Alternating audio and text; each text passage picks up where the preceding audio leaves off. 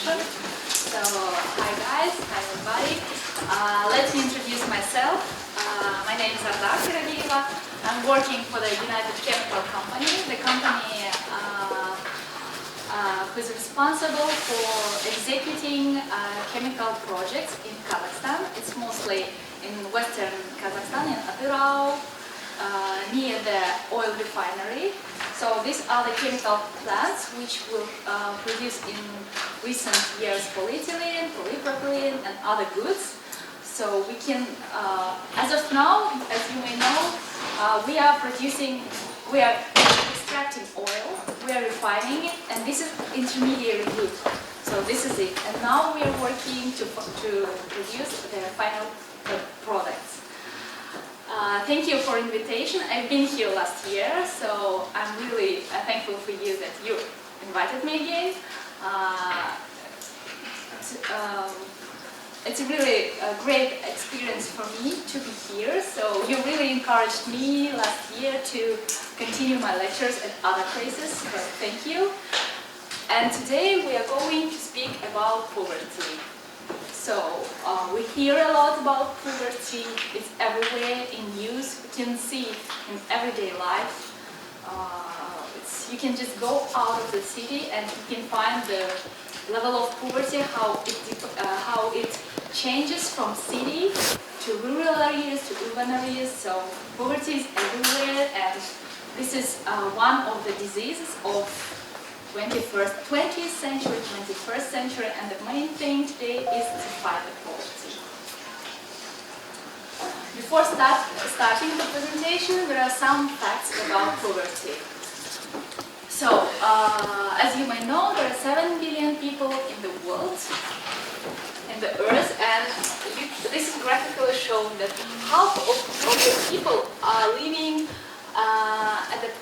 living for $2.50 a day. Can you imagine to live? It should include everything: your shelter, clothes, food, everything you need. This shouldn't be over $2.50. This is half of the population, so you can imagine that every second person is living under the line of poverty. This also means that there are 30,000 children die each day from poverty. Mostly it's from hunger and other healthcare issues, other diseases. And it's about 18 children dying every minute while we're speaking here, while we're staying. And these other most interesting facts are coming. So this is a poverty rate in terms of countries. As you may see, the largest population in the world, the largest countries with population over 1 billion are India and China. Here is about 1.4 billion and here 1.2 billion. And as you may see, 456, this means in million. So almost half of the population living under the poverty rate. And for comparison, other countries like Indonesia, Bangladesh, Nigeria from Africa, Congo. As you may see, depending on the colors, these are, for example, India and China is developing countries, but still there's a huge problem on poverty. Most other countries are like Bangladesh, Pakistan, Asian countries, and Ethiopia, Congo, Uganda, and other countries, Africa. So mostly poverty poverty mostly in these regions like like India and Asia, China, mostly in Africa and Central Asia. This is just to give you idea how many people live for below $1 a day. This is not the latest data, but still, the thing that I've told you before, the same. So, as you may see, in developed countries, in Western Europe, in the United States, only 2% of the population live under the line of poverty, and mostly, as you can see by color, the red color means most of the population live under the rate of poverty. For example, in Africa, it's about 60% of the population. Every second from the population live before the rate of poverty. And about 80% in here. This is Sudan, Chad, Congo, and this is Zimbabwe. Here you see Kazakhstan. It's also based on official statistics. Later I will show you how the studies have been taken to find out the rate of the people who live for $1 below every day. So now we're coming to what is poverty. Poverty is the minimum annual income you need to have your basic needs like food, shelter, medical care, some clothes, toys, everything what you need in everyday life. Poverty is a hunger, it's a lack of shelter, lack of education also. It's not having a job, it's a fear and you're depressed, you don't know what to do, and they're living at one day at a time. They are struggling every day just for food. This is the true meaning of poverty. Here are the 4 main types of poverty. We still have 9, somewhere you can find from 9 to 10 different types, but these are the main parts. This absolute poverty and relative poverty is the main types of poverty. These other, which comes generation poverty and situational poverty, it comes more to relative poverty. Let me tell you in details what is situational poverty. It comes from the word situation. This is caused temporarily by losing your job. It happens at the crisis time. Like, and this is temporary. It might happen from disaster, like from earthquake or flood. About situational poverty, I can say you one interesting fact.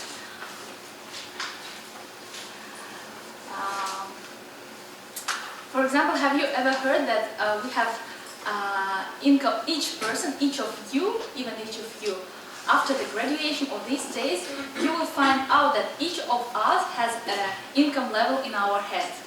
So, for example, if you get used to live for 1,000 tenge a month, even though someone will take away your job, someone take away your money from you right now, but in coming months, in 1 year or less, you will find another job and you're gonna work the same as you worked before, and you're gonna earn back this 1,000. And the same happened to every people. For example, if it's businessman and the crisis happened or something happened to maybe law regulations and someone got his business away from him. And you'll find out that in 1 year or 2 years, he will start a new business. And this is an income level in his head. This is a situational poverty. Like this is the situational thing that happens to us.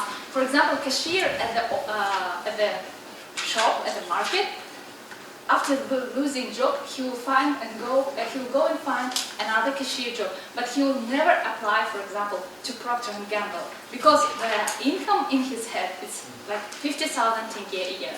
But if you are more ambitious, you will go to Procter & Gamble, you will go elsewhere, but the cashier will never do, because there is an income in every person's head, and the same about us.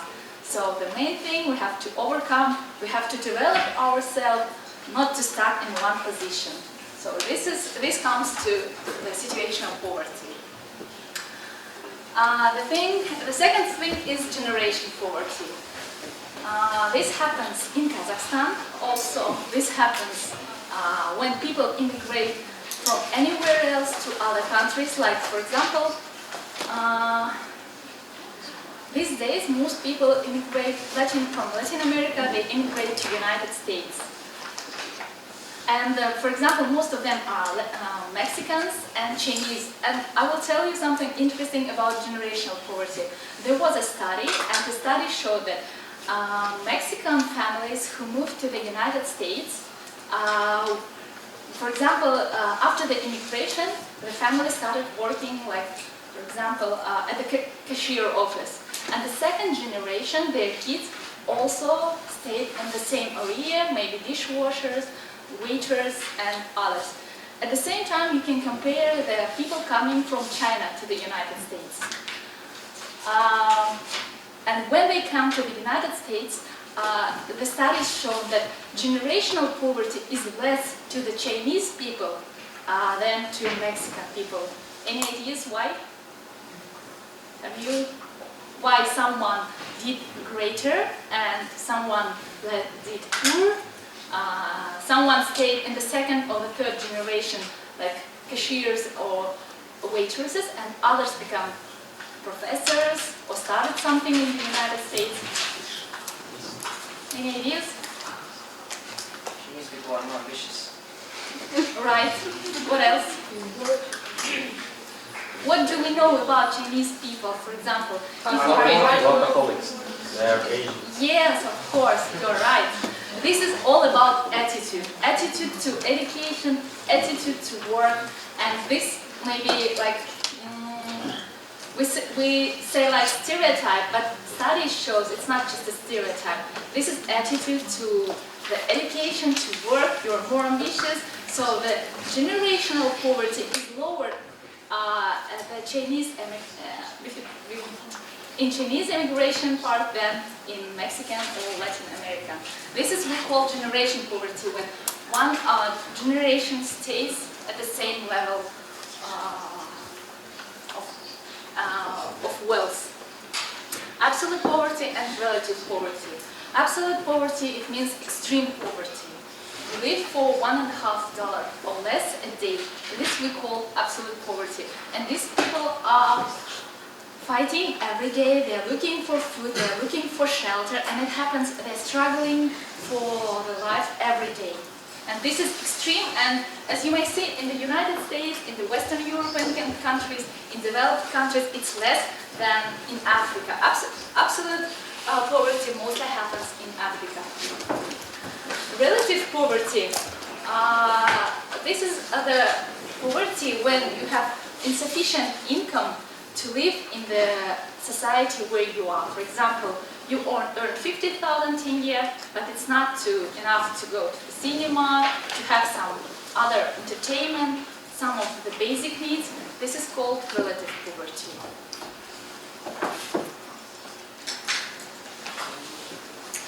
So, we will try to discuss some causes of poverty and why it happens. So, as I've mentioned before, feeling poor in Canada, it differs a lot from feeling poor somewhere in Africa, in Zimbabwe, or in Russia. And the difference between the meaning of poverty, it varies from country to country. From Western European countries, being poor means a different thing than being poorer in Africa. These are some of the main causes of poverty. It's lack of education. Why lack of education makes us poor? We are not able to move on to the next stage.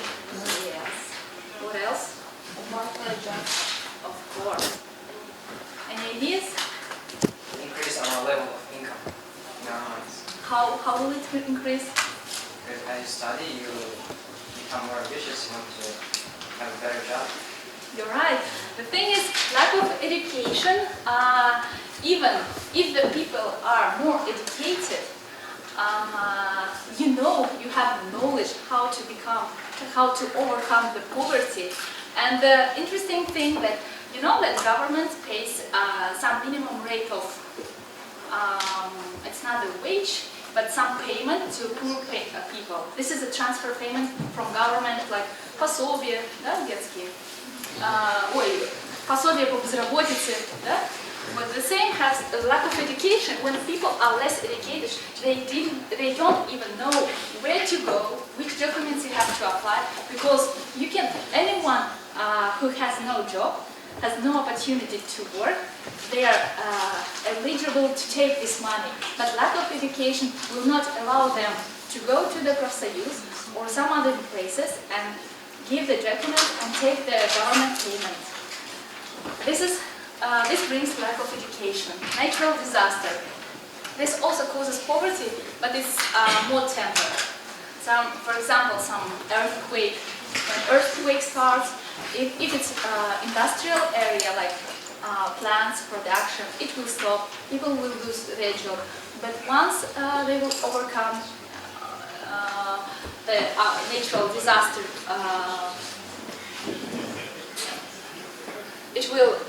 they will overcome it, and natural disaster it's considered like a temporary cause of poverty. Lack of money, greed, new opportunities provided in terms of education, free education and other, and overpopulation is also one of the causes of poverty. So here we will discuss effects of poverty and how will affect the poverty on each of us and every people. Life chances decrease with income due to the lack of health care. And let me share with the latest studies. If each of you will start visiting a doctor after 20 or 25 once a year, your life expectancy will increase up to 10 years. So even if you're seeing a doctor once a year, you will find something. If something wrong with you, if you find it early, you find larger your life expectancy. So this is how poverty affects on our life chances. Also, lack of nutrition, lack of stability, it also affects on our life expectancy. Poverty usually brings infant mortality, death of children the first year, because for the kids, the first year, this is the red point where you overcome and you stay alive or not. As I mentioned before, there are 20,000 people, kids are dying every hour, every day in the world because of poverty, and mostly it's because of hunger and health care, when something wrong with your health. Patterns of behavior in studies show that in a poor society, in poor families, the divorce rate is higher. Also, the crime rates are higher as well. And the last thing I would like to mention is, as I've told you before, 25% of population just do not know how to receive any government transfer payments. What poor people are eligible.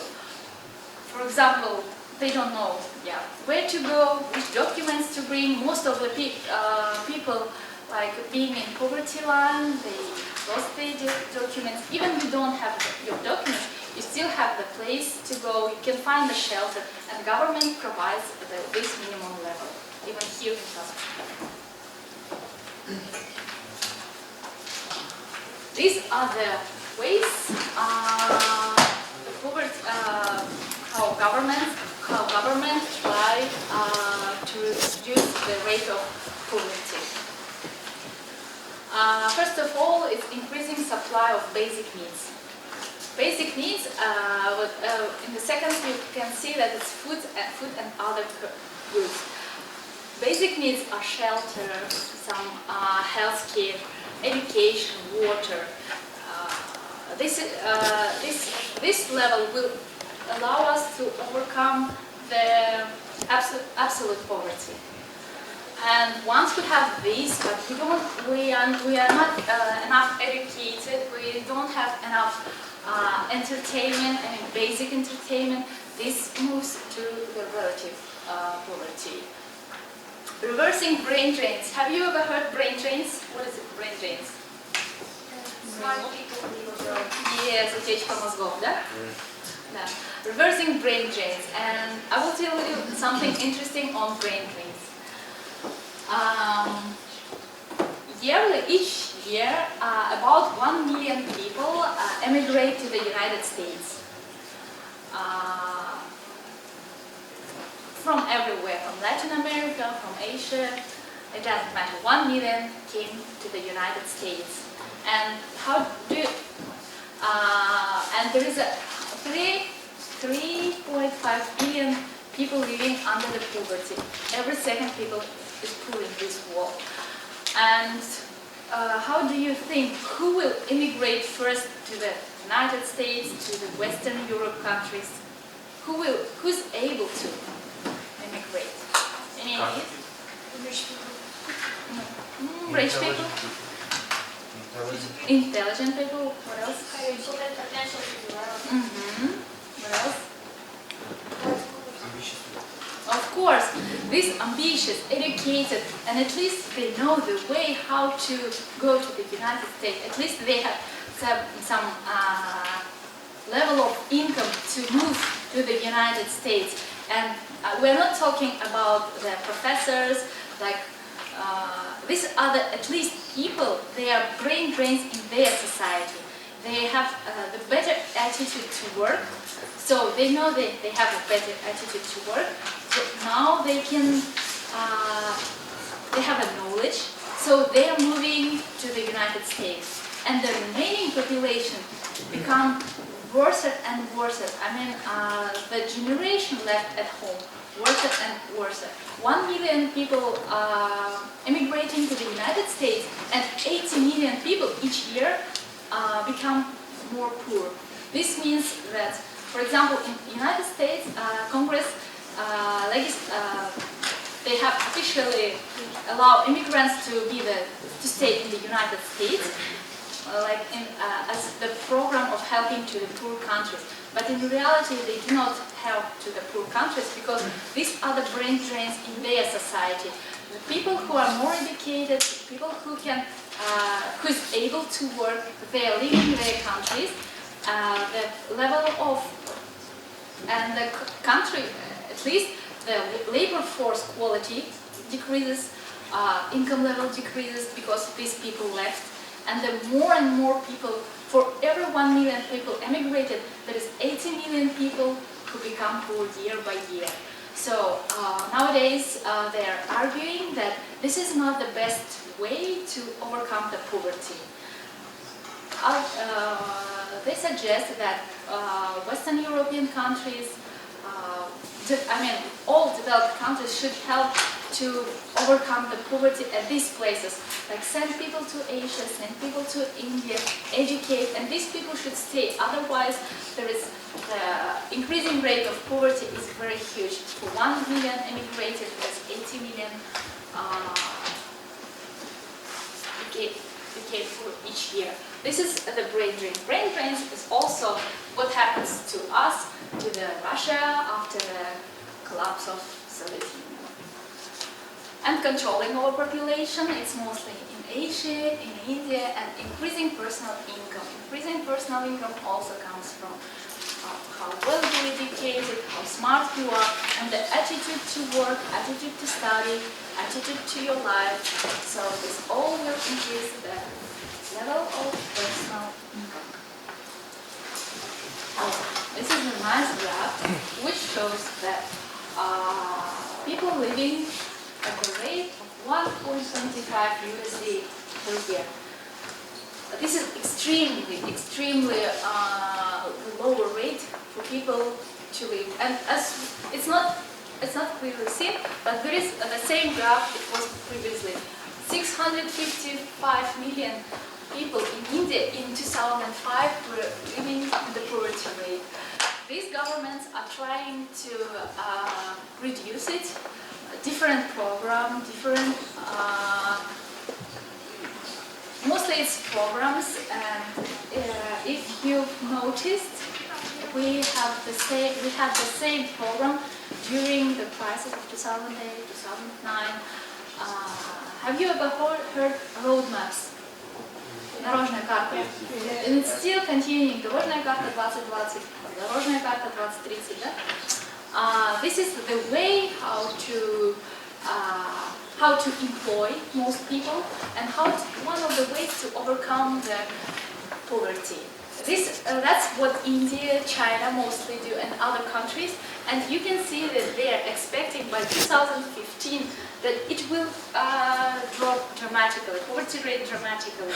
In India, if it was 456, in 2015 they are expecting 88 million. It's 5 times less. The same about China. If it was 200, 5 times less, it's 40 million will stay under the rate of poverty. What did you notice from this graph, from these circles? Can I ask a question?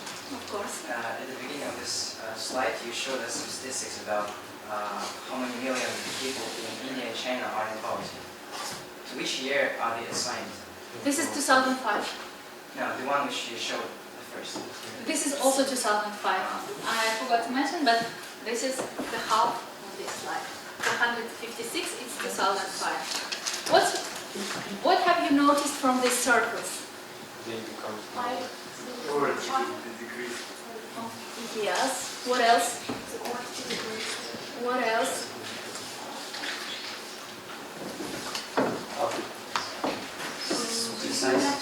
Some countries. Yes, that's what. Some countries like Nigeria remain the same. Even in 2015, they're expecting. There was 102, there is 102, and there is 95. And mostly Nigeria and most African countries, their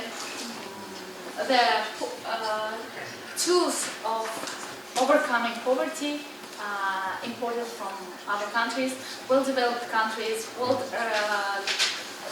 Bank is helping, but the rate hasn't decreased dramatically like in India, and this stays the same. And it happens to most African countries. This is Tanzania, and this is Uganda. It all somewhere it's more than it was. They're expecting higher rate. So you can see that in terms of the world map, Africa is still staying behind, still staying in this poverty. This is lack of programs. This is lack of money. There are a lot of reasons, of course. So these two countries, yes, they did a great job, and the rates expecting to decrease dramatically. And Africa and most part of Africa is going to stay the same at the same level. Yes, this is how government helps its people to overcome poverty. This happens temporarily. This happens on constant basis. It depends on the situation, on the current situation in the market, in the world, in the economy. First of all, these are the transfer payments. Security checks, it's in the United States, but we have the same level, the same checks for and food stamps for unemployed people. As we mentioned before, if poor people are less educated, they are not aware of this, they don't have any document, they don't know where to go. So these transfer payments mostly, sometimes they are unused for those who were aimed to provide. Second thing is subsidies. Subsidies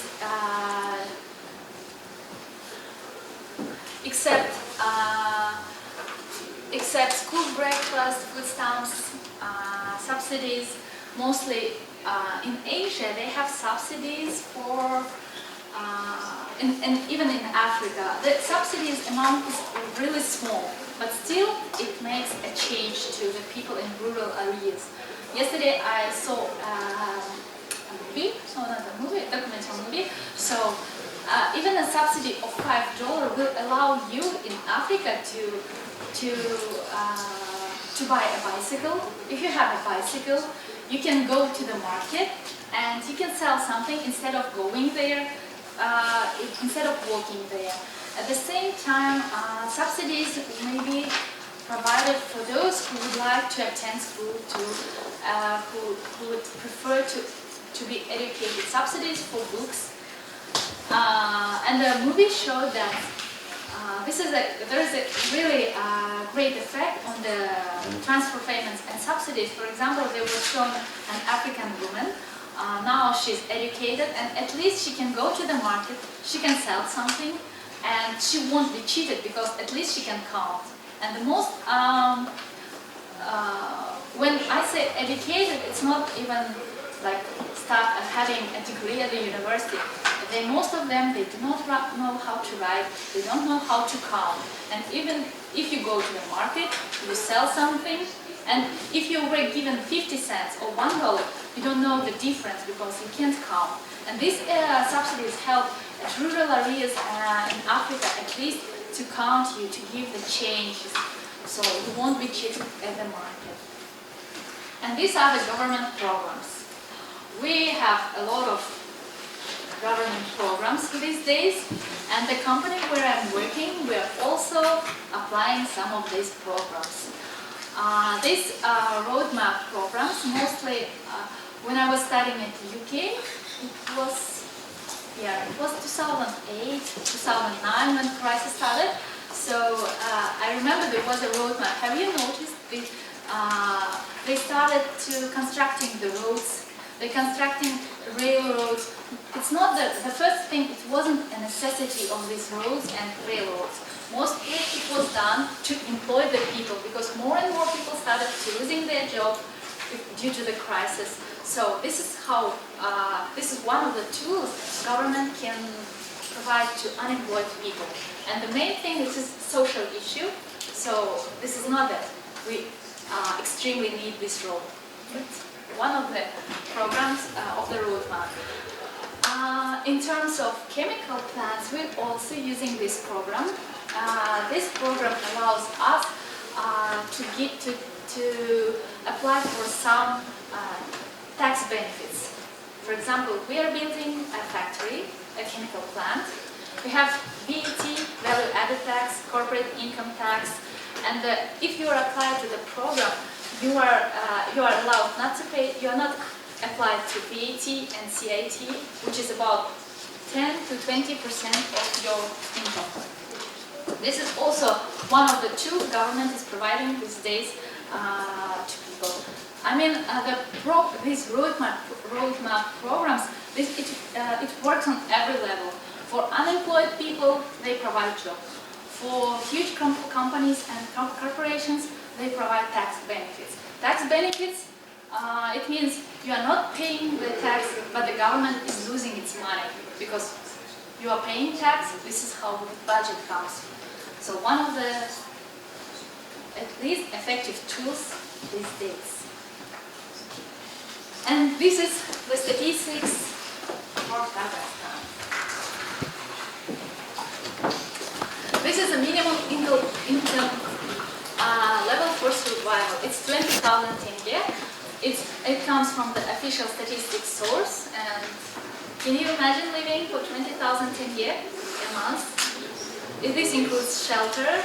This includes food, clothes, and some other basic needs, like moving on the bus, using these things. But it comes from the statistic, or official source of statistics. This is counts like later, if you study economics, you will find out there is a term like consumer basket. We have the consumer basket as well. If you go to the statistic agency website, you can find the which items will be included in each statistic basket. It's in terms of food, it's bread and meat and other things. In terms of education, at least high school, you have to graduate from high school, and this is how it counts. This comes from the statistics, official statistics, but it's not always true. Poverty line. If you are earning, if you are living for less than 8,000 tenge, then this is the poverty line. If you're living for less than 8,000 tenge, then the person will be considered poor. Then he can apply for some transfer payments provided by government. This is a nominal GDP, 2020 billion. GDP is a gross domestic product. Uh, if I'm not wrong, GDP is the country each year produces a lot of things, and the production it comes from 5 sources, and this is how the GDP, the final production of cost of final products, I guess. This is called the GDP, and this is per capita. It means per person, 3,000 a year. Expenses on education, it's 4.2% in Kazakhstan, which is pretty good, but in developed countries it's up to 7%.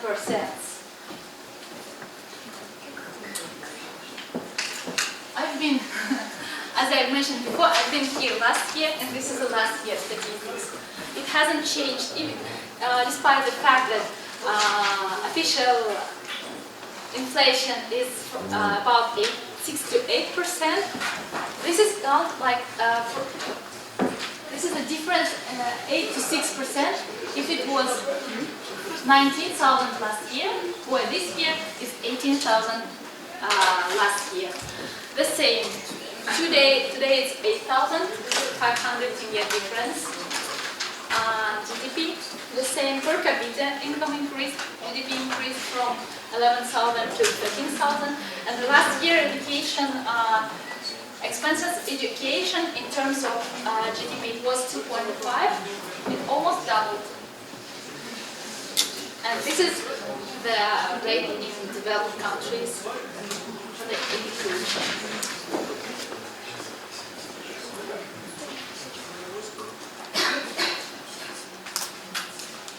So, thank you guys. Thank you for your attention.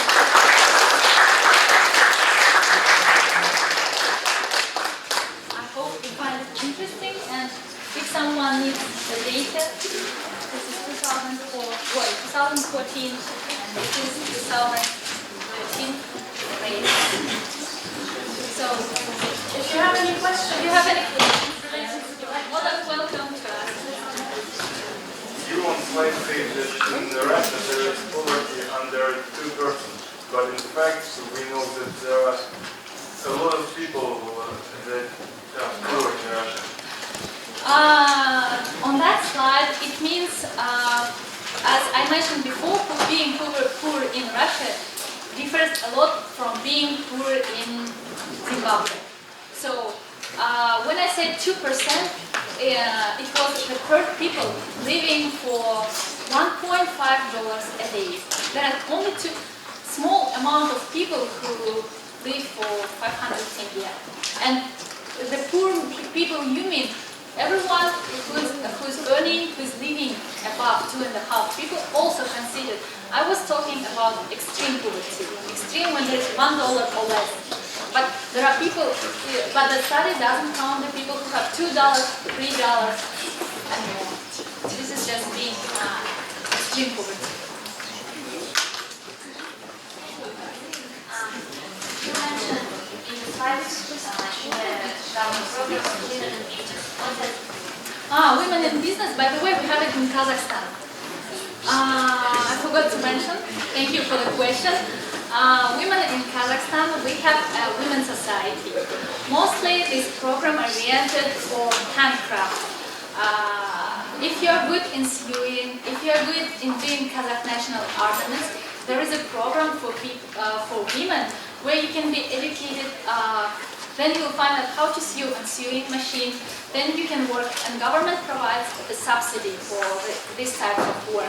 And it's only dedicated for women. And other thing except sewing, I know that there is a program, Women in Business. It also gives opportunity to women to go abroad to some internships if you're working at the university. And there is another program apart from handcraft. If you want, in 2008 there was a program for women who would like to work at the barber shop. So they were educated, taught how to cut hairs. I mean, like the service jobs. If you are not waitress, if you want to find out how to be a waitress or how to sew on a sewing machine, and there were programs for women. That's what I was mentioning. And we have the same in Kazakhstan, actually. When comparing the years 2005 and 2015, what sources did you rely on and how did they do the research? At 2005, it was official statistics, which was in India. Like in Kazakhstan, like in everywhere in the world where there exists poverty, they have a program. So, for example, they have the same roadmap in India, which employed, as of now, maybe they employed out of 450, 200 million people employed. There is another program, it's not a roadmap, other program, which employed and there is a forecast, it's just like a forecast. In 2015, if out of 400 million people, 300 million will be employed, then only 100 million left unemployed. This is just a forecast, and these statistics showed the effects of the roadmaps. Like roadmap programs, they call different, but in Kazakhstan it's roadmaps. So this is just the people they were employed now, and they're expecting, and the remaining one is who is still under the line of poverty, whom government couldn't employ. Government can't employ everybody. We also have some really ambitious projections for the future, in the year 2015. But can we see any information about 2014, for example? Have there been any changes since 2005? I mean, in terms of poverty, you mentioned that in 2005 there were about 100 million people in poverty, and from the 2015 is projected to be something below 100 million. But how about 2014? Is there any change? Yes, of course. The latest statistic I didn't include, but I looked through. The latest statistic, 2010, it was 3 billion out of 6 billion. There is 7 billion, and under the line of extreme poverty, there is only 1 billion. So this is, and as I've showed you on the graphs that in India and China decreased dramatically the rate of poverty. These are the main billionaire countries in terms of population. Once they decrease, and there is the latest statistics about 1.5 million people at the year of 2014 who is living under the line of poverty. And 3 billion it was about 2010, 2005 to 2010. This was the statistics. And you know, how do they come? All this mathematics was done, like it's forecast. For example, government employs on the roadmap 1 billion people. Then there were 3 billion people. 1 now in the roadmap. 2 remaining. 2 remaining, mostly if it's younger generation, then they are educated, and now they are not considered. They are on a different line, and the one is remaining 1 billion. It's not an accurate statistics, but at least it made on the forecast, and it's about 1.5 billion these days, which is still high poverty. And I'm talking about extreme poverty, $2 or less a day. There are a lot of people living at $3, at $4, and now we're still coming, not maybe 3 billion, but 2.5, who is really poor. And this statistics report only extreme poorness. Any other questions? No? Okay. Thank you, guys.